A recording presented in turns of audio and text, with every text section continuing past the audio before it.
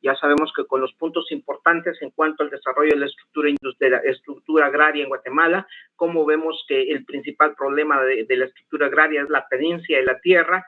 La tenencia de la tierra implica el uso de la tierra y la propiedad de la tierra. Ya tenencia de tierra no es igual a uso y a propiedad de la tierra. Y el principal problema de la estructura agraria, lógicamente, es lo que tenemos es que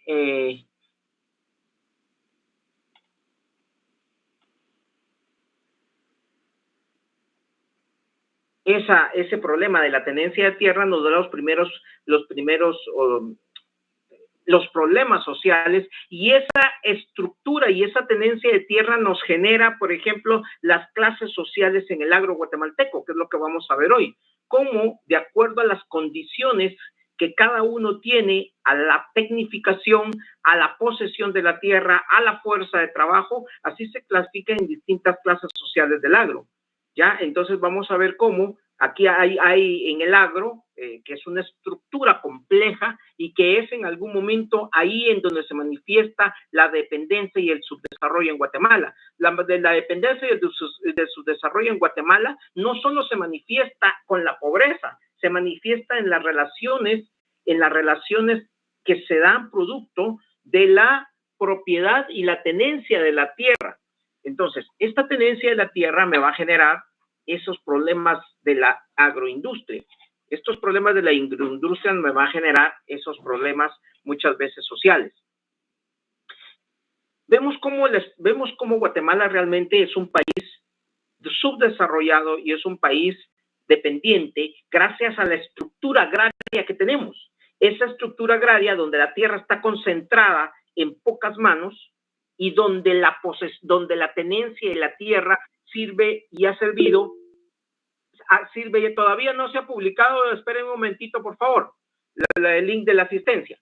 Entonces, donde la tenencia de la tierra realmente es lo que genera esas condiciones de explotación de la fuerza de trabajo, en donde, como lo habíamos dicho, en algún momento es el simple arrendamiento, es decir, le dan la tierra para que un campesino la cultive a cambio de un pago de una renta, como usted paga su casa, su apartamento, o donde vive.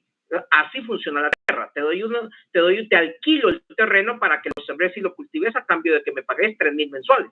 Ese es el arrendamiento. Pero eso se llama posesión de la tierra, porque la tierra no es del campesino, no es de quien la trabaja, sino que tiene un propietario y solamente la alquila. O bien la medianería, que como ya dijimos, es decir, el pago no es renta, sino el pago es el producto. O también la otra forma de explotación, en donde efectivamente le dan un espacio para vivir, trabaja para el propietario de la tierra, pero toda la familia trabaja con él. Y así vamos a ver distintas modalidades de tenencia de tierra. Entonces, el propietario de tierra genera modalidades de tenencia de tierra. Aquella tenencia de tierra se refiere a que cómo se usa la tierra sin ser mía. Pero en esa tenencia, ahí es donde se da la explotación, el abuso, y en donde precisamente esa fuerza de trabajo, ¿ya?, es explotada a cambio de un salario de pobreza y de miseria, que es lo que me mantiene en la pobreza. Y nos vamos a dar cuenta cómo es conveniente mantener ese subdesarrollo, es conveniente mantener esa dependencia, es conveniente mantener a los campesinos con esas condiciones de explotación y de un salario miserable. Eso es conveniente, porque entonces me abunda la fuerza de trabajo y me aumentan las ganancias. O sea, no es nada por casualidad. Entonces es conveniente mantenerlos en el subdesarrollo. ¿Sí? Es conveniente mantenerlos en el subdesarrollo. Es conveniente mantenernos en la dependencia, porque vea cómo la pobreza de la población hace que mis ganancias, las ganancias mías, yo que soy propietario de grandes extensiones de tierra, aumenten. Esa pobreza, ese subdesarrollo hace que mis ganancias aumenten. ¿Por qué? Porque cuanto más pobres hay las personas, más pobres son, más analfabetas son, más ignorantes son.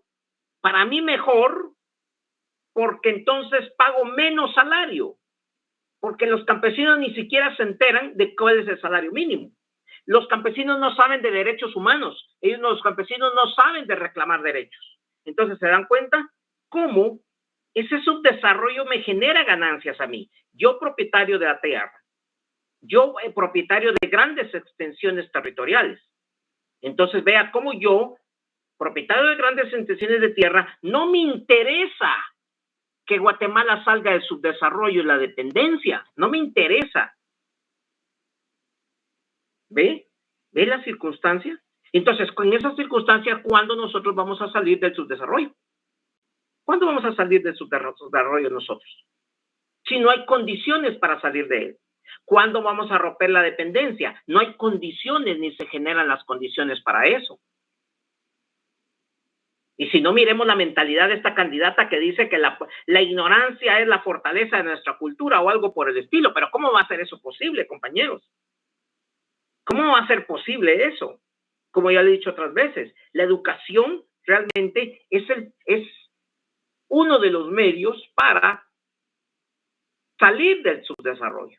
No precisamente como decía o dice o dijo, mejor dicho, una candidata que la verdad no vale la pena mencionar, pero que dice que la pobreza, no, la ignorancia creo que dijo, la ignorancia es el mayor valor o el mayor, ¿qué dijo? Bueno, pero es como, la mayor riqueza, la mayor riqueza de Guatemala es su ignorancia. Entonces, ¿cómo es posible que se tengan este tipo de afirmaciones cuando, como lo dije ayer, la clase anterior, es conveniencia la ignorancia, es conveniente. No conocen derechos, no reclaman sus derechos, no conocen el salario mínimo, no saben si hay salario mínimo, no saben que después de las 8 horas después de las 8 horas es un tiempo extraordinario, horas extras. No conocen cuánto es la jornada de trabajo. Ellos creen que la jornada de trabajo es de 6 a 6, de sol a sol, porque es lo que han aprendido en la cultura. Entonces, mejor que ni se enteren que hay un horario de 8 horas, que ni se enteren que hay un salario mínimo. Y entonces voy a compartir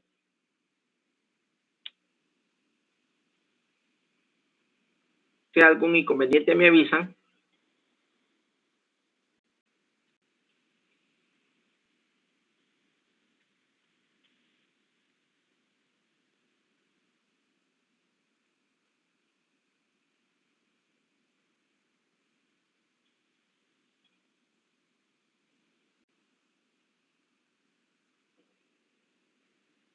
Las clases sociales en el agro guatemalteco. Examinar las clases sociales, dice, significa estudiar cuáles son los sujetos colectivos que actúan en el interior del espacio rural. En el interior de la tierra, cuáles son las personas que actúan en ese territorio. ¿Sí?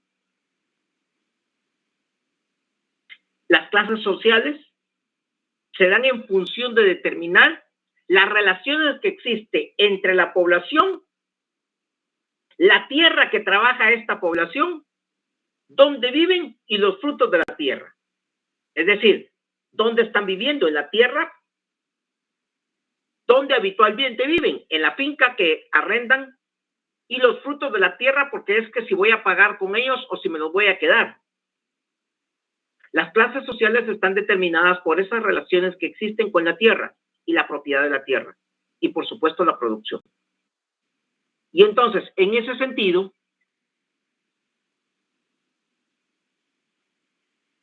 tenemos que tener claro que ese excedente que se genera el campesino es lo que se apropia el propietario de la tierra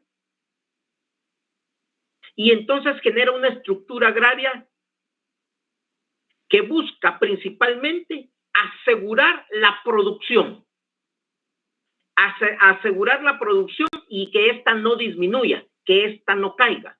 ¿Por qué? ¿Por qué aseguro la producción? ¿Por qué evito que no caiga? Porque entonces resulta que disminuyen mis ganancias o aumentan mis ganancias. Y entonces yo lo que busco es que en esta estructura la producción se mantenga. Si es posible, elevarla.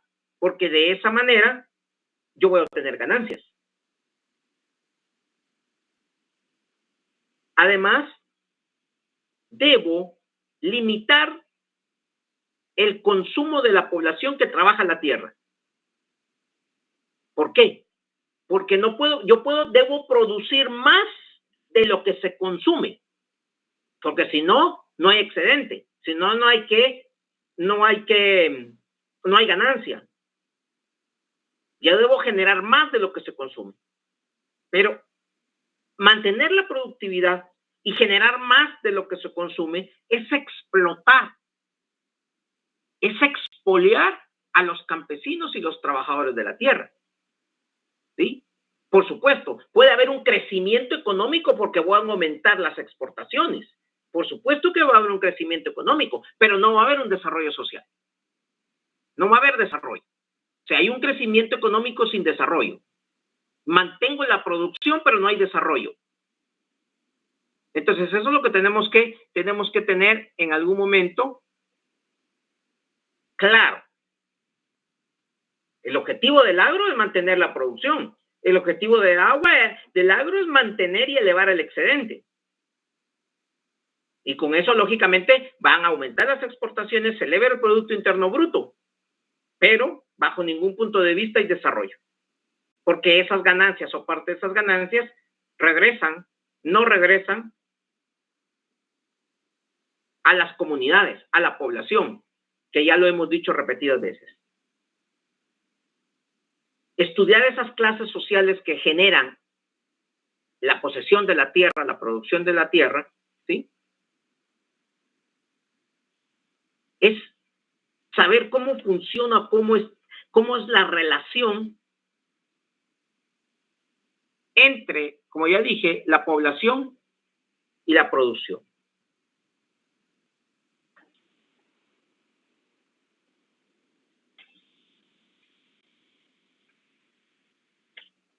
Solo voy a dejar de compartir un momentito para...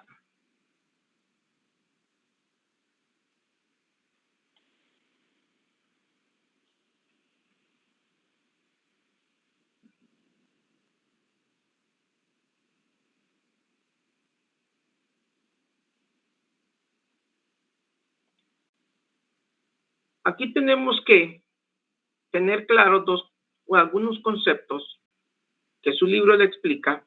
Gracias, licenciada.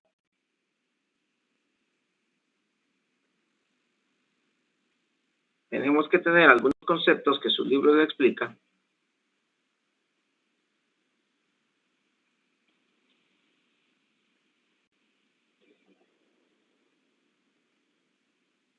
Aquí hay una cuestión clara. No clara, pero sí hay una cuestión un tema que tiene que arreglar aquí, que ustedes lo van a ver. Los trabajadores se han encontrado como una forma de evitar el deterioro de sus condiciones económicas, y es la huelga.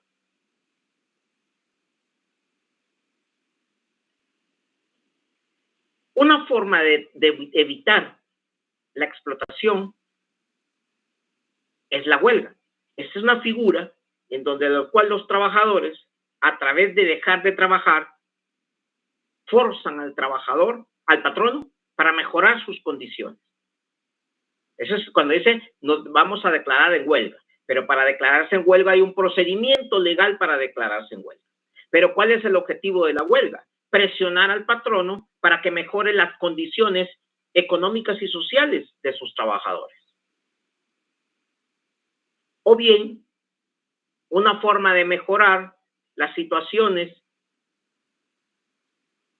las condiciones de esos grupos es emigrar a otras regiones, que es lo que vemos, ¿sí? Los campesinos necesitan mejorar sus ingresos y se da cuenta y están conscientes que en las condiciones actuales eso no es posible. Y entonces, ¿qué hacen? ¿Qué eligen? Eligen mejor irse. Eligen trasladarse a otros territorios, buscando mejores oportunidades, arriesgando la vida inclusive con ello. Y entonces aquí en su texto, hay dos términos que se utilizan, que es la economía agraria, que puede ser la agricultura de subsistencia, cuando el producto agrícola puede ser consumido en el seno de la misma unidad que se produce, o puede ser destinado a la venta. La agricultura puede ser, o la forma, la economía agraria, puede ser tradicional o moderna, ¿sí? Las economías rurales pueden ser de subsistencia, como aquí lo voy a presentar y aquí lo tienen. La economía puede ser de acuerdo al producto de la agricultura, de subsistencia y comercial. De subsistencia, que solo sirve para mi consumo. Comercial, porque sirve para vender. De acuerdo a la forma de la combinación tecnológica, es decir, si utilizo tecnología o no, puede ser tradicional y moderna. Tradicional porque utilizo tecnología. Tradicional, perdón, porque utilizo las herramientas rudimentarias de siempre. Mientras que la moderna estoy utilizando tecnología, estoy usando tractores, estoy usando maquinaria. Entonces estamos hablando, por ejemplo, de una economía de subsistencia, una economía comercial, una economía tradicional o una economía moderna, dependiendo del producto del destino del producto, si es para mi consumo de subsistencia y si es para vender es comercial, o bien si yo utilizo herramienta o no para la producción, y entonces será tradicional o moderna. Esto está en su texto.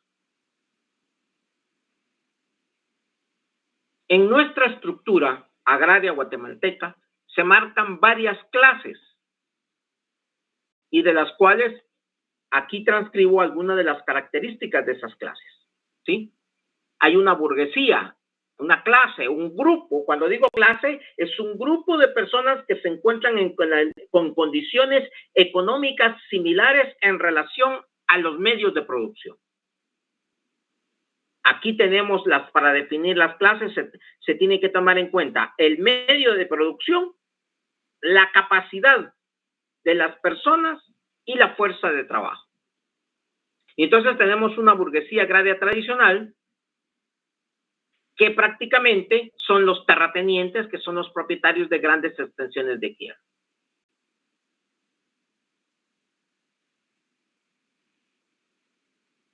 Muchas de estas personas, la burguesía agraria tradicional, han obtenido su tierra precisamente por valores hipotecarios. ¿Eso qué significa? Que prestan a cambio de una hipoteca, dejan en garantía el terreno, pero como no pueden pagar, entonces aumentan su tierra. Ustedes no sé si conocen la hipoteca. La hipoteca es que usted hace un préstamo y da en hipoteca su casa. Si no paga la casa, si no paga la deuda, usted pierde la casa en pago de la deuda. Eso es la hipoteca. La economía, la burguesía agraria tradicional, en primer lugar, que es terrateniente, propietaria de grandes medios de producción, ha aumentado su tenencia de tierra o su porción de tierra a través de valores hipotecarios. Tenemos a la burguesía agraria, que es una fracción de la burguesía. Hay mayor desarrollo capitalista, son empresarios modernos, ¿sí? Por ejemplo, los empresarios que se dedican a producir azúcar, ¿sí? Generalmente son modernos porque utilizan maquinaria y tecnología para la producción. Es una parte de la burguesía, pero es la burguesía agraria. ¿Por qué burguesía agraria? Porque utilizan tecnología para generar producto. Por ejemplo, el azúcar. Estamos hablando de una burguesía agraria. Utiliza tecnología. Los campesinos acomodados. Estos campesinos principalmente son pequeños empresarios, pero que contratan trabajadores asalariados. Algunos se dedican a crear productos de consumo industrial, ¿ya?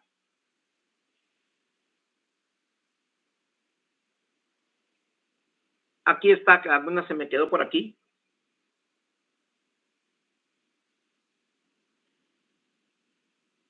Exportan y cuentan con asistencia técnica, ¿sí?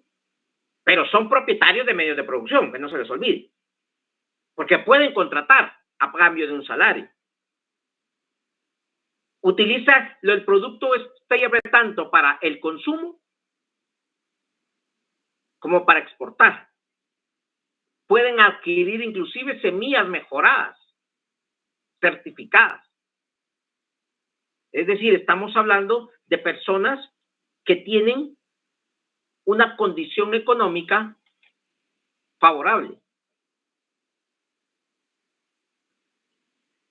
Tenemos a los pequeños campesinos. Trabajan por su propia cuenta, utilizando el trabajo familiar. Es decir, es aquella familia que por lo menos, que digamos que tienen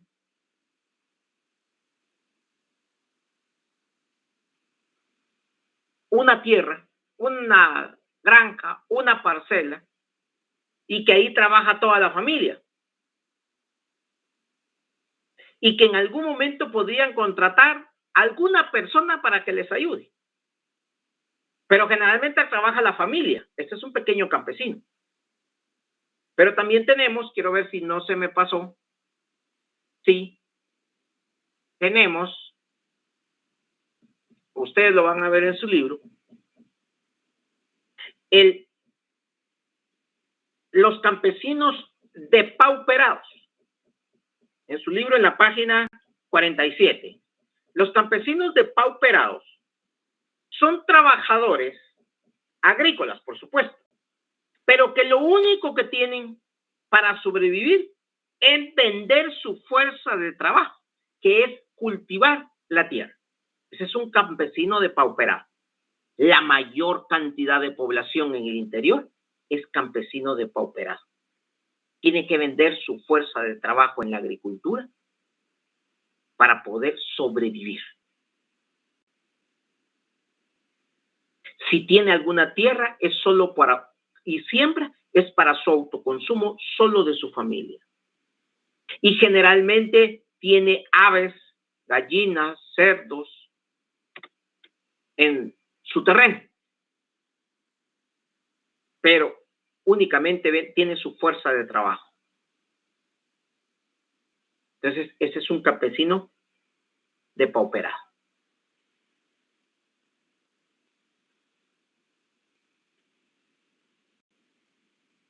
Aquí están los campesinos depauperados. También tenemos al semiproletariado. Esto lo tienen que ustedes diferenciar. En primer lugar, el semiproletariado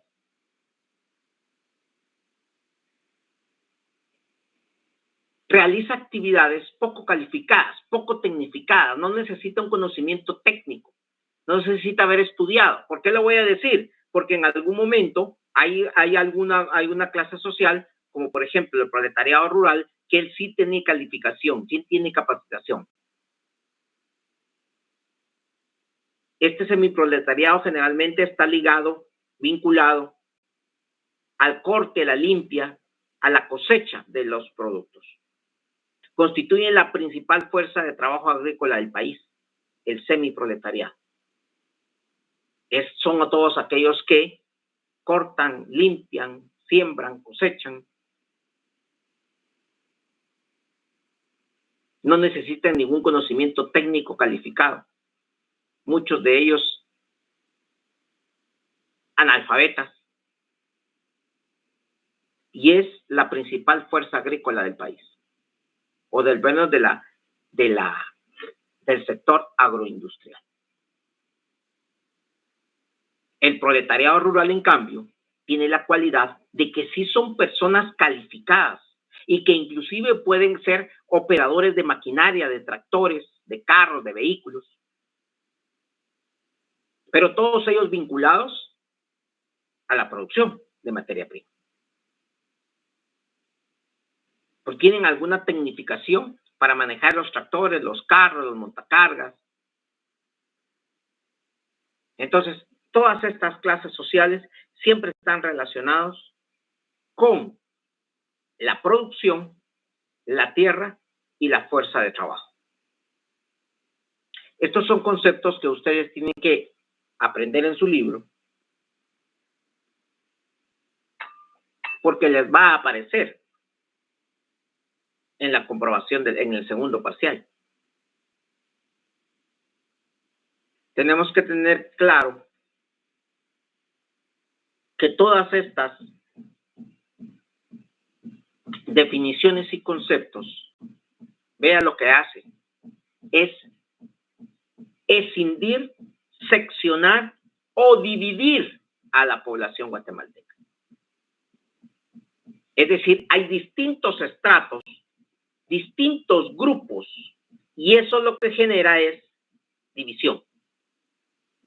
Guatemala es un país caracterizado por, por distintas etnias, por distintos idiomas, y eso en algún momento lo que hace es generar divisiones.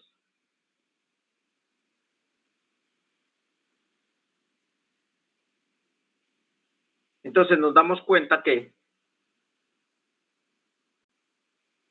las condiciones de la agroindustria en Guatemala son de condiciones en donde tenemos terratenientes propietarios. Voy a dejar de compartir.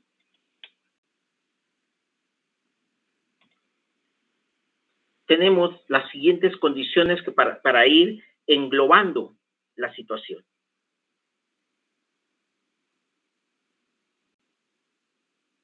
En el área de la agroindustria,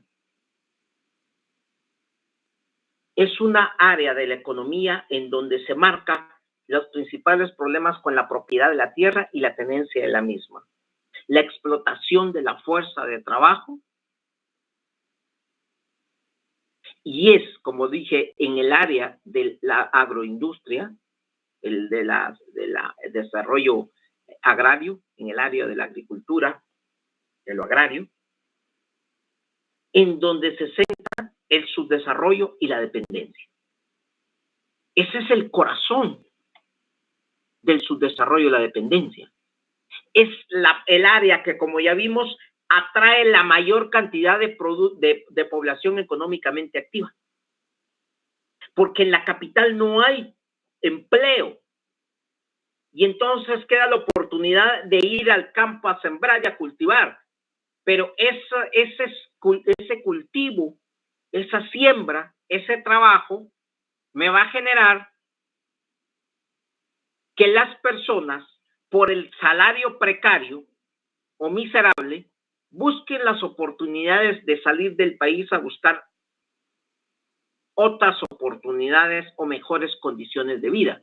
Entonces todo el mundo mira a Estados Unidos porque ya se gana en dólares. Otras personas vienen a la capital porque creen que aquí tienen oportunidad. Sin embargo, la capital está saturada. En Guatemala, la capital tiene grandes índices de subempleo. ¿Sí? Y estas personas buscan oportunidades. Ante estas circunstancias, el Estado siempre ha usado su poder político para generar oferta de mano de fuerza de trabajo. Es decir, que cada vez hayan más personas que ofrezcan su trabajo, pero en la agricultura, en lo agrario, en lo agropecuario, que implica la ganadería y la agricultura. Entonces, el Estado siempre desde la historia ha utilizado su poder político para aumentar la fuerza de trabajo, para que los propietarios de grandes extensiones de tierra no se queden sin fuerza de trabajo. Y entonces eso lo vemos desde 1944 a 1871, con la ley de la vialidad, con la ley contra la ley de la vagancia.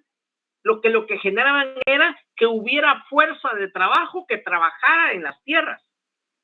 Porque ¿de qué servía que yo tenía grandes extensiones de tierra para cultivar, pero ¿y quién me trabaja? No hay quien me trabaje. Entonces el Estado hace uso de su poder político para crear la ley contra la vagancia, para crear la vialidad que ya vimos y explicamos. ¿Por qué?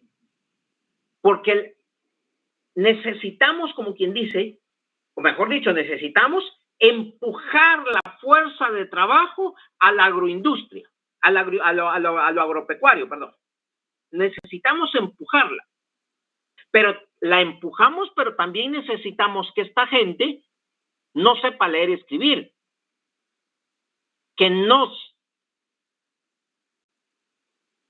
tenga educación, que no tenga ninguna calificación, que lo único que puede es usar el asadón, la pala, el machete. Porque entre menos calificado y entre más ignorante es, menos salario le pago. Y en eso tenemos un gran porcentaje de la población. Entonces vemos cómo la estructura política, y cuando digo estructura política también es legislación, impide que estas personas accedan a la tierra. Entonces no tienen oportunidad de crédito, porque ninguno de estos campesinos puede comprar una porción de tierra, una finca, una parcela, no puede, necesita crédito. Y eso es lo que en algún momento el Estado no facilita créditos para que las personas se hagan de su propia tierra. Al contrario, le quita y le veda esa oportunidad, porque si no, no hay fuerza de trabajo o no hay mano de obra barata. Y entonces nos damos cuenta que el andamiaje lo que genera es subdesarrollo y dependencia. En ningún momento las condiciones de Guatemala están generando el desarrollo social, el desarrollo económico. No lo generan. Al contrario, lo que está generando, puntualizando, fortaleciendo, es el subdesarrollo, es la dependencia. Porque en la manera que soy subdesarrollado, en esa manera en que Guatemala es subdesarrollada, en esa manera yo recibo mayores ganancias. Yo propietario yo terrateniente de grandes extensiones de tierra, en la medida en que se mantenga el subdesarrollo y la dependencia, yo voy a recibir mayores ganancias. Porque voy a tener personas trabajando para mí sin exigir ningún derecho, poniéndoles a trabajar las horas que yo quiera y pagarles el salario que a mí se me dé la gana, porque no tienen otras condiciones de subsistencia. Entonces están forzados a trabajar. Y si les pagan 1,000 quetzales al mes, estos campesinos tienen que vivir con eso. Y con eso mantener una familia de 5 integrantes. Y digo 5, es pequeño. ¿Sí? Entonces nos damos cuenta cómo al ver esta estructura, lo que nos pone en evidencia es el subdesarrollo, es la dependencia. A partir de esta estructura agraria, nosotros no podemos desarrollarnos, compañeros. Por eso les digo, uno de los pilares del desarrollo social es una población educada, una población con educación, una población que conozca sus derechos laborales, sus derechos fundamentales. El derecho fundamental a una vivienda, a servicios básicos, a la salud, a la educación, al esparcimiento, al pago de prestaciones justas y equitativas. El salario digno, un salario digno que me permita satisfacer las necesidades mías y de mi familia. Eso se llama un salario digno. Una vez a mí ese salario me permita satisfacer mis necesidades y las de familia, estoy recibiendo un salario digno. Y entonces aquí la pregunta es, ¿cuántos recibimos un salario digno? Y muchos podrán decir, no, si eso es lo que usted está diciendo, salario digno, es que a mí me paguen y a mí me alcance para pagar la luz, el agua, el teléfono, para salir a pasear porque es esparcimiento, para pagar y comprar, alimentar, vestirme, licenciado, no, yo no tengo un salario digno. Porque fíjese, Lee, que yo me compro una camisa para Navidad que me estreno. Y voy a la Megapaca, Lee. Le voy a ser honesto. ¿Ok? Y mire, Lee, la verdad, yo le quiero decir una cosa. Muchas veces en mi familia, en el almuerzo, hay frijoles y tortillitas, Lee. Pero por lo menos tengo que comer. ¿Sí? Entonces nos damos cuenta cómo nosotros no tenemos un salario digno. Nosotros en la capital no tenemos un salario digno. Imagínense usted en este sector agropecuario, en el interior de los departamentos, y que se supone que usted sí conoce sus derechos, o al menos eso presumo. La última vez vimos que como que no mucho, ¿ok? Se supone que usted sí conoce sus derechos, y se supone que usted sí va a pelear por sus derechos, que tampoco pelea, por cierto. ¿Sí? Imagínese este campesino. ¿Usted cree que un campesino le va a ir a decir al patrono que 1,000 quetzales no es el salario mínimo? El campesino le dice y el patrono lo manda a la calle. Y el campesino lo sabe, el agricultor lo sabe. Y entonces, agacha la cabeza. Acepta eso. Porque es mejor comer tortillas con frijol que no tener que comer. Ahora usted póngase en este plan. Niños muriendo de hambre. ¿En qué condiciones estamos? Y esto no es mentira. Esto es una realidad. Y entonces, aquí necesariamente tenemos que abordar nuevamente, ¿sí?, que ya de parte de esto ya vimos, la reforma agraria. Esta estructura agraria se ha ido modificando en Guatemala, pero es muy lenta la modificación. Imagínense esto. Esto está de su libro, esto es su texto. Las formas de tenencia de tierra en forma precaria, con relaciones de producción serviles, eran todavía la norma en muchas regiones donde la economía campesina, el colonato y la medianía eran frecuentes. ¿Sí? Más o menos en el siglo XIX, por ahí, tenemos que tener claro que la exportación siempre dependía del café y del banano, que son los principales productos de exportación en Guatemala: café, banano, azúcar. Y entonces, en algún momento, la producción era débil, era solamente para comer yo.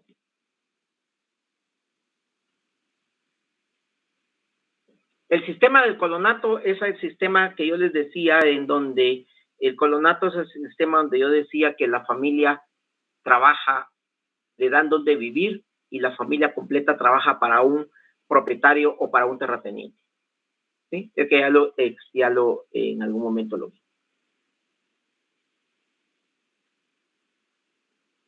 El altiplano central y occidental, la supresión de las tierras comunales y la fragmentación de la propiedad indígena. ¿Qué significa esto? Fíjese bien, la supresión de las tierras comunales. ¿Qué son las tierras comunales? Aquellas tierras que los campesinos y la población y la comunidad abandonó. Se suprimieron las tierras comunales. Ya no hay tierras de la comunidad, porque ahora van a ser tierras particulares, propietarios de un terrateniente, de un latifundista. Entonces, eso tenemos que ver. ¿Sí?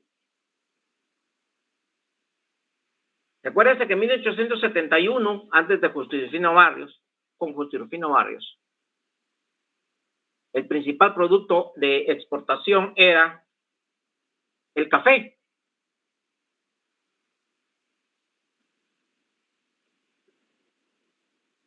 vemos nosotros cómo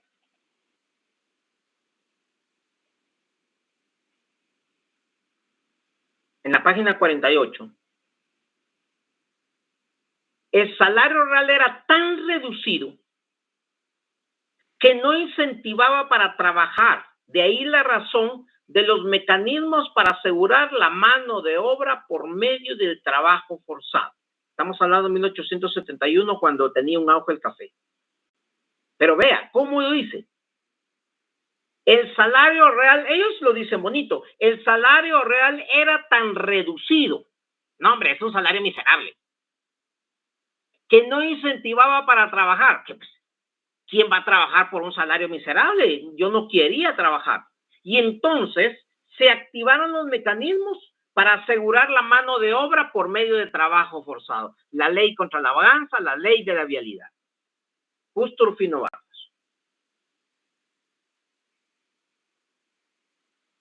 Entonces nos damos cuenta que su libro, en distintos momentos del libro, siempre vamos a ver trabajo forzoso. Siempre vamos a ver el momento en donde el Estado, a través de su poder político, forzaba y generaba esa fuerza de trabajo. Porque el Estado es el principal aliado del terrateniente, del latifundista. Es el principal aliado. Porque el Estado le facilita la mano de obra. El Estado genera que haya oferta de mano de obra para mejorar las ganancias del terrateniente, del latifundista. Al Estado no le interesa capacitar a ese campesino, a ese agricultor, porque entre menos capacitado esté, menos salario le paga. Más horas trabaja y más ganancias para mí. ¿Ve cómo el Estado es el principal aliado? Vemos cómo vea, y esto es, ahorita estamos viendo la historia, y si ahorita damos un salto para acá, demos un salto para acá.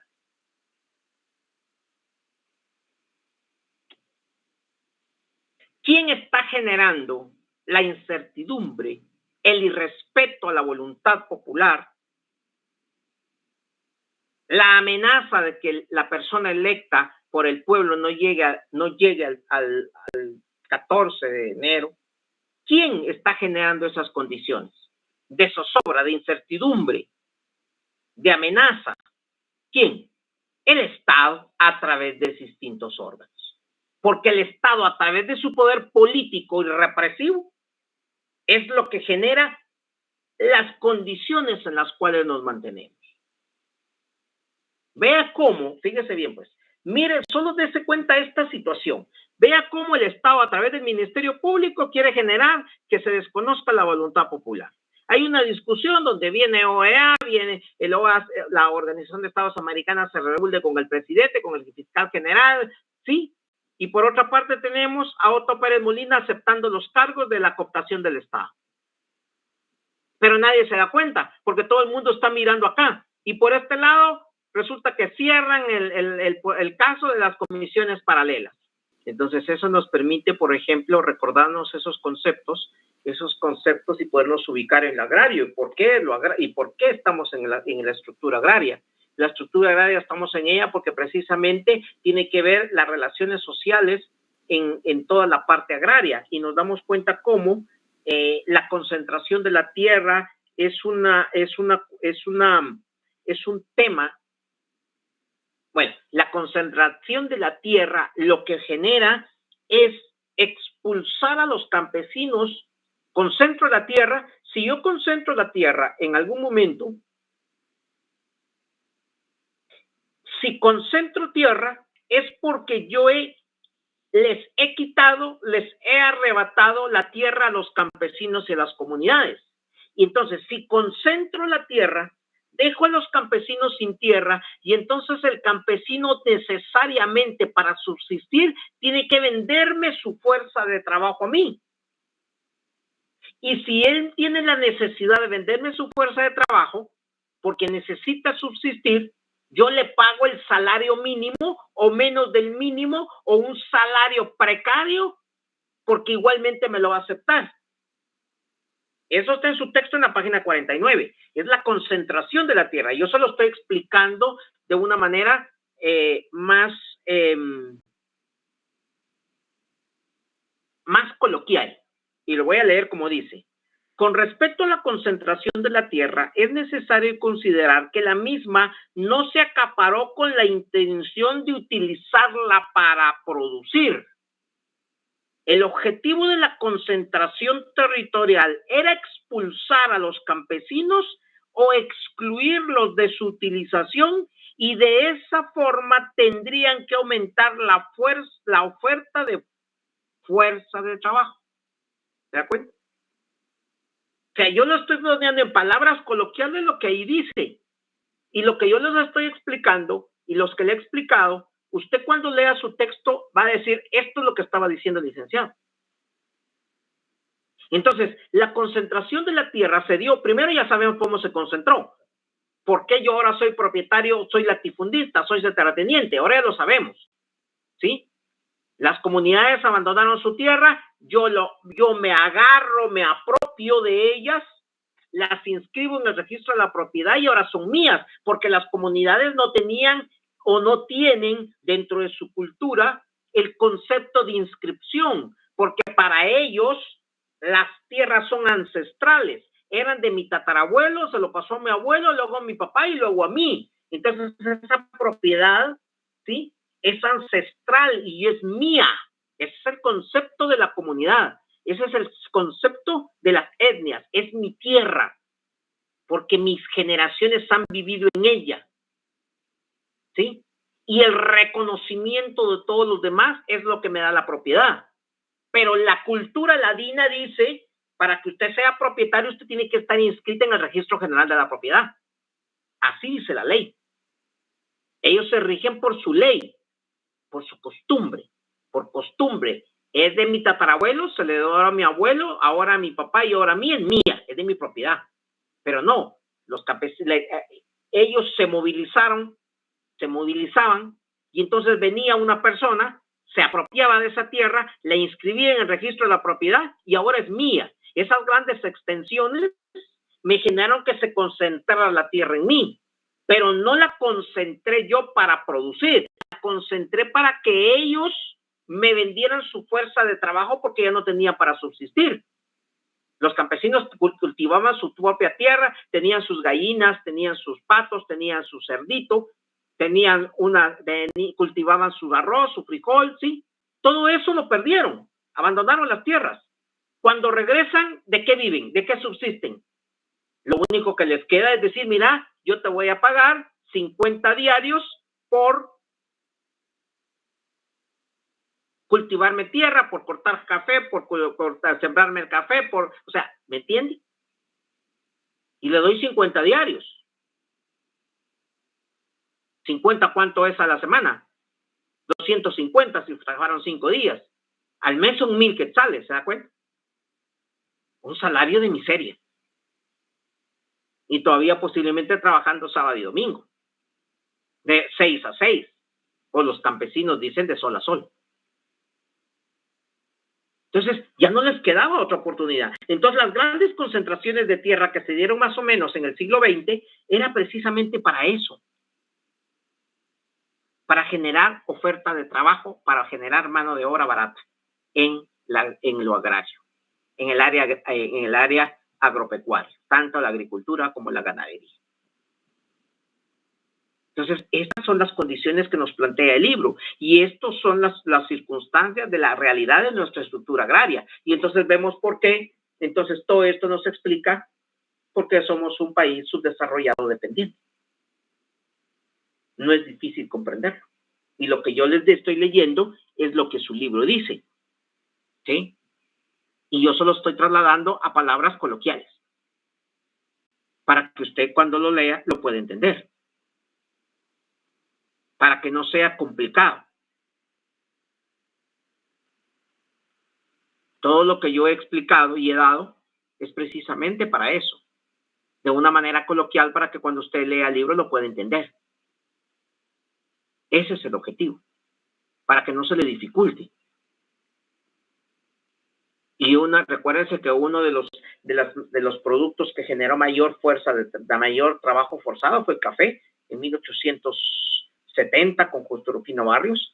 Esa fue fue la época en donde el café era el principal producto de exportación y era lo que se necesitaba mayor fuerza de trabajo. Y entonces fue cuando se generó las mayores condiciones creadas por el Estado, porque la ley de vialidad la creó el Estado, porque la ley contra la vagancia la creó el Estado, y entonces el terrateniente tenía como brazo derecho de apoyo al Estado, que a través de su poder político lo que generaba era aumentar la fuerza de trabajo o la fuerza de trabajo asalariada. Y aún sigue siendo el Estado el principal colaborador, ¿sí?, de los propietarios de medios de producción.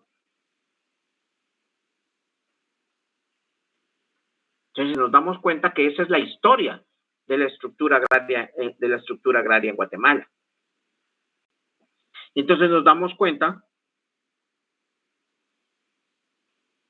en otro de los temas, para que no salirme mucho, en la página 51, aquí vamos a volver a ver, el trabajo forzado estuvo regido por un conjunto de instrumentos legales, entre ellos el reglamento jornalero, la ley de habilidad y la ley contra la vagancia, que ya vimos la ley de habilidad y la ley contra la vagancia, ¿sí? Vemos aquí una parte. Este sistema, oiga bien, se encargaba de reproducir en espiral la pobreza. Oiga bien, se encargaba de reproducir en espiral la pobreza, impulsado por los empresarios agrícolas,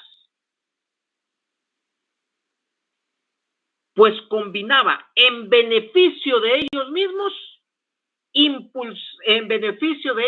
fíjese, pues combinaba en beneficio de ellos mismos dos aspectos negativos, el subdesarrollo y la dependencia.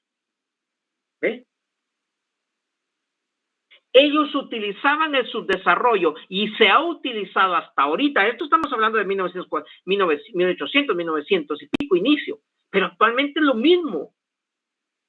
La combinación de las clases propietarias de medios de producción utilizan el subdesarrollo y la dependencia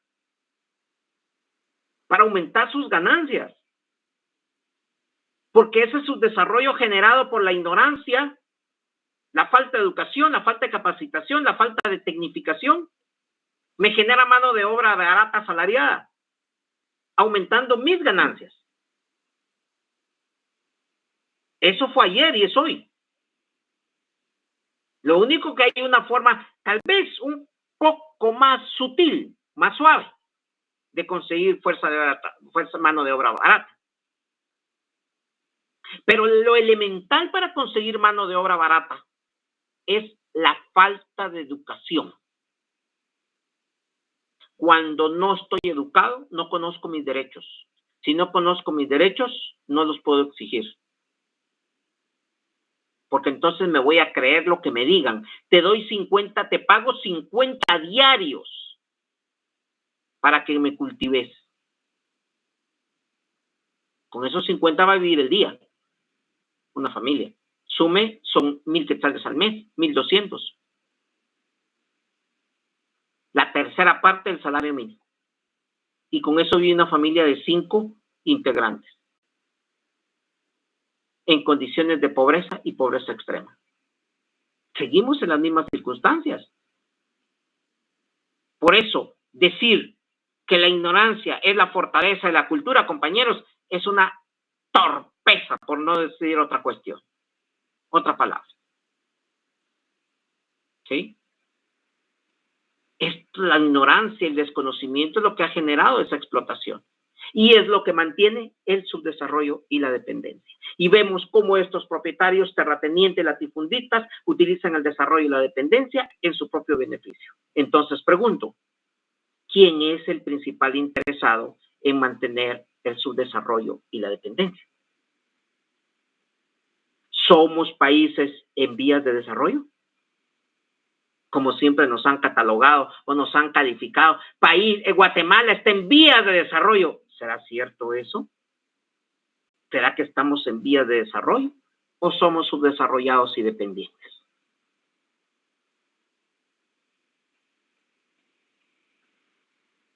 No todo lo que nos dicen es cierto. Juventino. No, solo quería hacer el comentario que todavía somos subdesarrollados y dependientes. Por supuesto. Entonces, nos vamos a creer que Guatemala es un país en vías de desarrollo y en progreso. No, compañeros. Aquí hay crecimiento económico. Sí hay crecimiento económico. ¿Se eleva el Producto Interno Bruto? Sí se eleva el Producto Interno Bruto. ¿Está creciendo la economía? Sí está creciendo la economía. ¿Pero hay desarrollo social? No. Porque solamente aumenta la ganancia de pequeños propietarios de medios de producción, mientras que toda la población sigue en las mismas condiciones de miseria y pobreza, y aún peores conforme avanza el tiempo, porque cada vez la canasta básica es más cara, y entonces en lugar de la gente mejorar económicamente, da un paso atrás en la pobreza. Los que antes eran pobres ahora son pobres extremos, los que antes eran clase media ahora son pobres. Porque lejos de ir mejorando las condiciones económicas, cada vez se va deteriorando. Entonces, no estamos en vías de desarrollo. Es más, se está enfatizando el subdesarrollo y la dependencia. ¿Que crecemos el Producto Interno Bruto? Sí, crecemos. ¿Que crecen las exportaciones? Sí, es real. ¿Sí? ¿Y dónde están todas esas ganancias? ¿Y cómo esas ganancias generan desarrollo social en Guatemala? ¿Ve? Cuando Yamatei dice que la mejor economía de América Central, pues de repente que sea cierto. Sí, pero el desarrollo social, niños muriendo de hambre, gente analfabeta, sin hospitales, sin escuelas, sin servicios básicos, las carreteras agujereadas por todos lados sin ni siquiera ver una posible solución. Eso se llama subdesarrollo. Compañeros, muy buenas noches.